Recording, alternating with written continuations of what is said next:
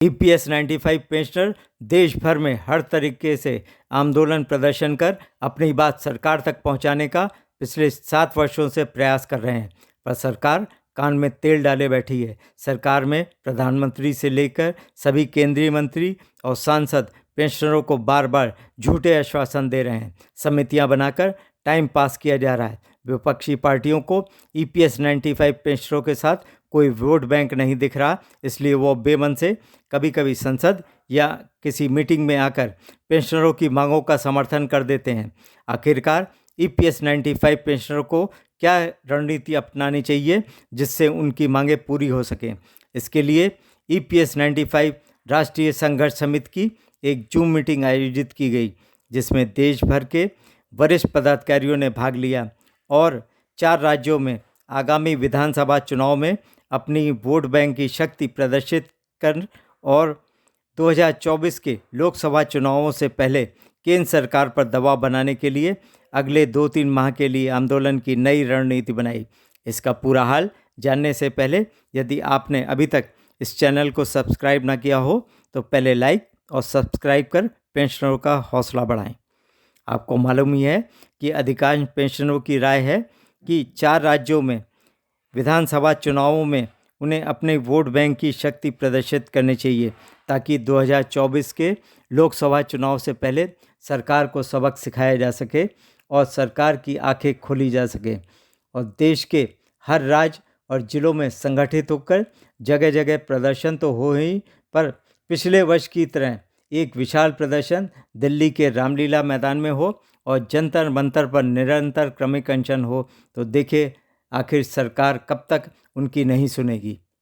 21 अक्टूबर को आयोजित zoom meeting में तमिलनाडु, तेलंगाना, कर्नाटका, गोवा, महाराष्ट्र, गुजरात, छत्तीसगढ़, मध्य प्रदेश, राजस्थान, पंजाब, हरियाणा, दिल्ली, उत्तराखंड, उत्तर प्रदेश, बिहार, पश्चिम बंगाल, आसाम, उड़ीसा आदि अनेक प्रदेशों के वरिष्ठ पदाधिकारियों ने अपने अपने सुझाव और विचार रखे।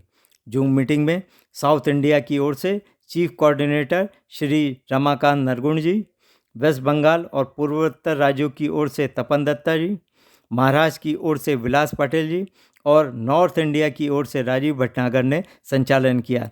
एनएसी के राष्ट्रीय महासचिव श्री वीरेंद्र सिंह राजावत ने सभी के सुझावों के आधार पर भावी आंदोलन की रूपरेखा का निर्धारण किया, जिसमें 22 अक्टूबर से 5 नवंबर तक चुनाव वाले प्रदेशों मध्य प्रदेश, राजस्थान, छत्तीसगढ़ और तेलंगाना में चयनित स्थानों पर पेंशनरों की बड़ी बड़ी सभाएं कर अपनी मांगों को प्रसारित करना। जो वोट मांगने आए उसे पेंशनरों का मांग पत्र देना और विभिन्न पार्टियों के जो बड़े नेता जिले में आए उनको स्पष्ट कहना कि ईपीएस 95 पेंशनर को जो काम करेगा वही देश पर राज करेगा।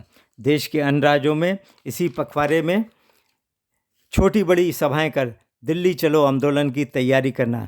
7 दिसंबर को दिल्ली के रामलीला मैदान में पेंशनरों की विशाल रैली होगी। यह रैली संसद की ओर कूच करेगी। रैली में हर बड़े राज्यों से 10 से 15 हज़ार लोगों के आने का लक्ष्य रखा गया है ताकि लाखों की संख्या में वहां पे पेंशनर इकट्ठे हो सकें।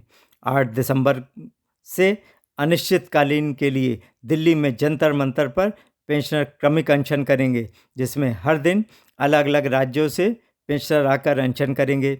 दूर दराज के राज्यों के पेंशनर की हौसला अफजाई के लिए दिल्ली के आसपास के राज्यों के पेंशनर जंतर मंतर पर पहुंचेंगे और क्रमिक अनशन को निरंतर जारी रखेंगे और गूंगी बहरी सरकार को मजबूर करेंगे कि वह पेंशनरों की मांगों को मांगे।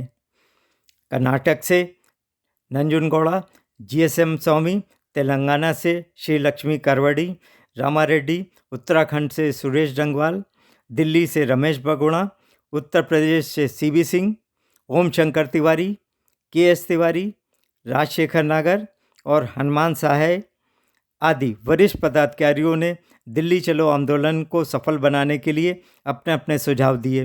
वेस्ट बंगाल से आमिर कुमार दास और पंकज दास गुप्ता, महाराष्ट्र से बवर्डे महाराज कमलाकर पांगरकर, ने चुनाव वाले राज्यों में सभी पार्टियों से संपर्क और एक मांग पत्र देने का सुझाव दिया।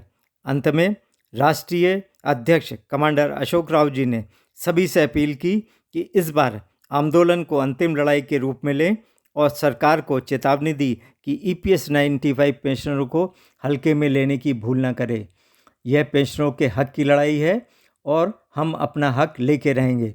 7 दिसंबर को लाखों की संख्या में पेंशनर दिल्ली के रामलीला मैदान में इकट्ठा होकर सरकार को मजबूर करेंगे कि उनकी मांगों को पूरा करें। 8 दिसंबर से अनिश्चितकालीन के लिए क्रमिक अनशन पर बैठ जाएंगे। हर पेंशनर को इस आंदोलन में भाग लेना चाहिए।